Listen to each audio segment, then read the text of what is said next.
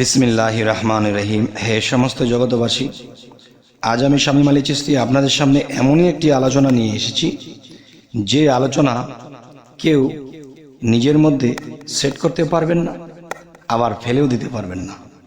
যারা ফেলে দেবে তারা বোঝেননি, আর যারা রেখেছে তারা হয়তো বোঝেননি, আর যারা বুঝে শুনে এটাকে শ্রবণ করেছে এবং জ্ঞানের সাথে মিলিয়েছে তারাই একমাত্র বলবে যে হ্যাঁ ঠিক আছে। আচ্ছা, আজকের আলোচনাটি কি হবে যে আল্লাহ শব্দের অর্থ কি? আল্লাহ শব্দের অর্থ ফাঁকা। তাহলে এটা কেমন কথা? আল্লাহ শব্দের অর্থ যদি ফাঁকা হয় তাহলে আমাদের কি অবস্থা হবে? তাহলে আমরা কি? আর আমরা কাকে ডাকবো? ফাঁকা ডাকবো আমরা? না, এখানে অবশ্যই বোঝার আছে। ইনশাল্লাহ পুরো ভিডিওটি শুনুন, টানবেন না। আচ্ছা, তবে এই ফাঁকে আমি আরো একটি কথা বলে নিব যে আমরা কিন্তু কোরআন কোরআন করি, কিন্তু কোরআন মানা হয় না। আমরা মুসলমান মুসলমান বলি, কিন্তু মুসলমানের যে কর্তব্য, যে কর্মকাণ্ড, সেগুলো আমাদের করা হয় না। তাই এখন আমি বলবো, সূরা হুজরাতের মধ্যে আল্লাহ বলেছেন যে নিন্দাকারী গীবতকারী মৃত ভাইয়ের মাংস খাওয়ার সমান। অবশ্যই নিন্দা গীবত করব, কিন্তু যার সামনে যাব, যে এগুলা বলেছে, খারাপ কিছু বলেছে, তার সামনে গিয়ে তাকে বলবো, কিন্তু আগে পিছিয়ে বলবো না। গীবতকারী মৃত ভাইয়ের মাংস খাওয়ার সমান। অবশ্যই আল্লাহ একথাও বলেছেন যে অবশ্যই তোমরা মৃত ভাইয়ের মাংস ভক্ষণ করিতে চাও না। আচ্ছা, তো এবার আসবো যে আল্লাহ শব্দের অর্থ ফাঁকা হয় কিভাবে। দেখেন, আল্লাহ শব্দের অর্থ এবং আল্লাহ নামটি যদি আমরা শুদ্ধ করে বলতে চাই তখন কি হয়? আল্লাহ। আল্লাহ তার মানে আল্লাহ মানে আলো, আল্লাহ আলোকিত। দেখেন, আপনার ঘরে একটা লাইট জ্বলছে, কিংবা আকাশে একটা সূর্য উঠে আছে, আলো দিচ্ছে।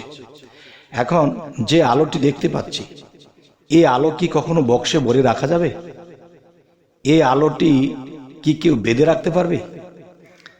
তাহলে এটাকে বাঁধা যায় না। যেরকম বাতাস আমরা দেখা যায় চোখে দেখি না, তাহলে আলো আলোকিত হয়েছে এটা আমরা চোখে দেখছি, কিন্তু আলোকে বেঁধে রাখা যায় না, আলোকে ভরে রাখা যায় না। তাহলে বাতাসের মধ্যে আমরা হাত নাড়াচাড়া করছি, অনুভব করছি বাতাস, কিন্তু আলোটাকে আমরা তখনই বুঝতে পারি যে আলো প্রসার দেখা যাচ্ছে, কিন্তু এই আলোটাকে বন্দি করে রাখা যায় না। তাই আমি বলবো যে আল্লাহ মানে আল্লাহ মহা আলোকিত। তাহলে এই আলোটাকে ধরা যায় না, ছোঁয়া যায় না, এই আলোটাকে বক্সে ভরে রাখা যায় না, বেঁধে রাখা যায় না। তাহলে বোঝা গেল কি? তাহলে বোঝা গেল আলোটা ফাঁকা। আচ্ছা, তাহলে আমরা যদি কখনো বলি সূর্যের দিকে তাকিয়ে, সূর্য তো আলোকিত, সেটার দিকে তাকিয়ে যদি বলি আলো আলো, কিংবা আলো আল্লাহ আল্লাহ, যদি আমরা শুদ্ধ ভাষায় আলোকে ডাকি, আলো কিন্তু কখনোই সাড়া দেবে না। তাহলে আলো যদি কখনোই সাড়া না দেয়, তাহলে আমরা কাকে ডাকছি? আলোকে ডাকছি। আলো কি কখনো সাড়া দেবে? না। আল্লাহ কি বলেছে? আমি যুগে যুগে নবী রাসূলদেরকে পাঠিয়েছি, তারা আলোকিত, তারা আমার আলোয় আলোকিত। এখন নবুয়ত খতম হয়ে গেছে, নবী আর আসবে না। এখন বর্তমানে ওলিয়া উলিয়া কামেল পীর মুর্শিদের যোগ। সেই আলোকিত একজন মানুষের কাছে যখন আমি যাব, তখন আমরা সেখান থেকে আলোর প্রসার নিয়ে আসতে পারবো। যেমন একটি কথা হলো, দেখেন যে আলো যে একটা বিষয়, যদি কোনো কুপিতে বা কোনো মোমের মধ্যে জ্বালানো থাকে, সেখান থেকে আমি শত শত আগুন, শত শত কুপি, শত শত মোমের বাতি আমি জ্বালিয়ে আনতে পারবো, সেই আগুন থেকে কখনোই কমবে না। তাই আল্লাহ এমন কথাও বলেছেন, হে মোহাম্মদ, হে মোহাম্মদ, আমি তোমাকে সূর্যরূপে প্রেরণ করিনি, আমি তোমাকে কুপি রূপে, বা আমি তোমাকে কুপি বা ফিদিন এরকম কিছু রূপে আমি তোমাকে পাঠিয়েছি, প্রেরণ করেছি। এখন তোমার থেকে জ্ঞানের আলো, জ্ঞানের প্রসার মানুষ পাবে।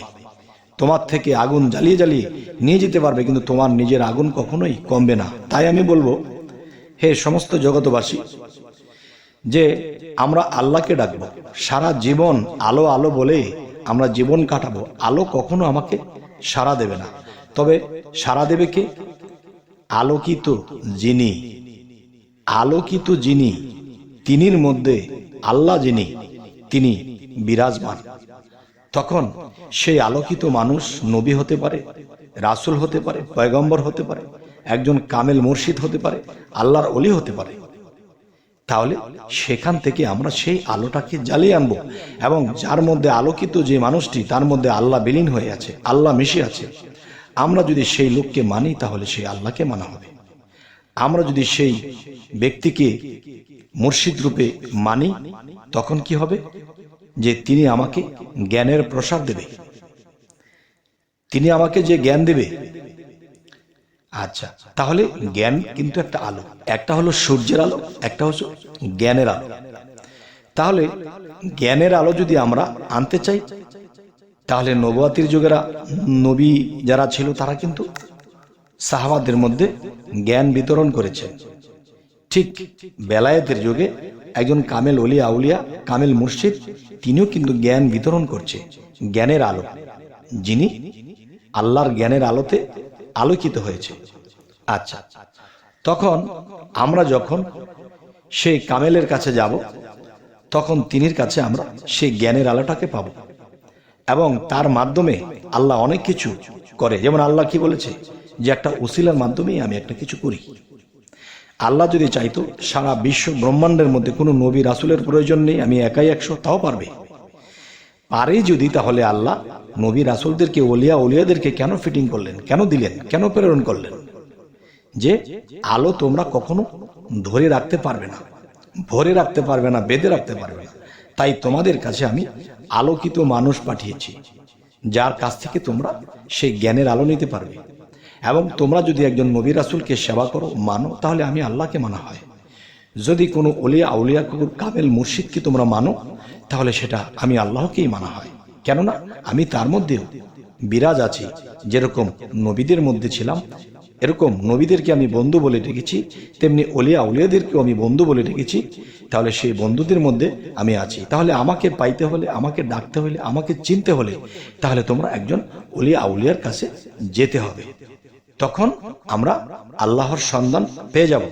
এবং আল্লাহ কিন্তু কোরআনে কিছু কিছু জায়গায় বলেছে, খুলেই বলেছে, কিন্তু এই কথাগুলো একদল তাফসিরের মাধ্যমে এটাকে ডাকনা দিয়েছে। যেমন সেই কথাগুলো হলো কি, যে একটি তাফসিরের মধ্যে লেখা হয়েছে যে যারা দুনিয়াতে আমি আল্লাহকে দেখলো না এবং দেখার চেষ্টা করলো না, তারা হাসরের দিন অন্ধ হয়ে উঠবে। তাহলে বোঝা গেল কি, আল্লাহ দুনিয়াতে বান্দার সাক্ষাৎ ঘটাবে। আচ্ছা, এই তাফসিরটিকে অন্য আয়াতে বা অন্য কোরআনে যখন আমি যাই, তখন সেখানে পাওয়া যায় যারা দুনিয়াতে অন্ধ, আখেরাতেও তারা অন্ধ। এই যে কথার দ্বন্দ্ব, তাহলে বলে লাভ নেই, মন্দ কপালে যা আছে তাই পেয়েছি। এখন সঠিক বোঝার জন্য একজন আল্লাহর সাথে যার কানেকশন আছে, আল্লাহর সাথে যার বন্ধুত্ব আছে, এরকম ব্যক্তির কাছে গিয়ে নিজকে চিনব। যেমন একটি কথা বলা আছে, মান আরাফা নাফসাহু ফাকাত আরা রাব্বাহু, অর্থাৎ যে নিজেকে চিনতে পারে সে তার রবকে চিনতে পারে। তাহলে বোঝা গেল কি, আমি জন্মান্তরে নিজেকে হারিয়ে ফেলেছি। কে আমি আমাকে জানি না, চিনি না। তাই একজন আল্লাহর ওলির কাছে যেতে হবে। তিনি আল্লাহর পরিচয় আছে, আল্লাহর সাথে সম্পর্ক আছে। আমি এমন ব্যক্তির কাছে গেলে তখন আমার আপনারও সম্পর্ক হয়ে যাবে। তাহলে কি হবে? তখনই আমরা পূর্ণ আলোর প্রসার আমরা আল্লাহ থেকে পাবো, সেই ওলি আউলিয়ার উছিলাতে।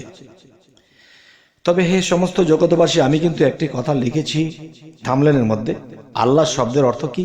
ফাঁকা। দেখেন, আমি কিন্তু কিছু কিছু জায়গায় এই কথাটিও বলেছি যে আল্লাহ শব্দের অর্থ ফাঁকা। তাহলে ফকির শব্দের অর্থ কি?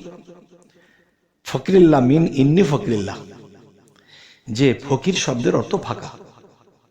তবে দুইটি ফাঁকা কিন্তু এক নয়। যে ফকির যিনি মূলত অরিজিনাল ফকির যারা, যে ভিক্ষা করে খায় এদেরকে ফকির বলা যায় না, এরা এতিম মিসকিন, এরা কিন্তু ফকির না। ফকির শব্দের অর্থ ফাঁকা। তার মানে কি ফাঁকা? যে ফকির শব্দের অর্থ ফাঁকা এসেছে, যে তার হৃদয়টা সবসময় ফাঁকা। এই দুনিয়ার আভিজাত্য, দুনিয়ার সম্পদ, দুনিয়ার মায়া মহব্বত সে কখনোই তার হৃদয়ে স্থান দেয়নি। তার হৃদয়টা ফাঁকা। আর যার হৃদয়টা ফাঁকা সেই ফকির। আর সেই ফাঁকা জায়গার মধ্যে আল্লাহ আসে, সেই ফাঁকাতে আল্লাহ বসে। তবে আল্লাহ যদি সেই ফকির নামের ফাঁকার মধ্যে বসতে হয়, তাহলে কিন্তু সে আল্লাহ নিজেও ফাঁকা। নিজে ফাঁকা কিরকম? আল্লাহ মহা আলোকিত। এই আলো সেই ফকির নামের ফাঁকার মধ্যে গিয়ে বসে, তখন কি হয়? দুই মিললে একাকার। তাই আমরা একটা কথা বলে থাকি, একদল বলতেছে রাসূল আল্লাহ, আর আরেক দল বলতেছে কি রাসূল উল্লাহ। রাসূল আল্লাহ, রাসূল আল্লাহ, মানে রাসূলের সাথে আল্লাহ একাকার, দুই মিললে একাকার। এই জন্য আল্লাহ বলেছে, তোমরা আমার রাসূল হইতে আমাকে পার্থক্য করিও না। আচ্ছা, তাহলে যে কথাগুলো আজকে বলা হলো, অবশ্যই আমাকে মন্তব্য করবেন, যে মন্তব্যটি যে ভালো লাগে আপনাদের, যে হ্যাঁ তিনি খারাপ বলেছে, ঠিক আছে খারাপ লিখে দিন। যদি মনে করেন যে কথা ভালোই বলেছে, তো আলহামদুলিল্লাহ। তো সামনে আপনারা কি ধরনের আলোচনা চাইছেন সেটিও আমি বলার চেষ্টা করব, এবং আমাকে অবশ্যই জানাবেন। আমাদের চ্যানেলটিকে অবশ্যই সাবস্ক্রাইব করে নেবেন, যদি ফেসবুক হয় তবে ফলো করে নেবেন। সকলে ভালো থাকবেন। আল্লাহ হাফেজ।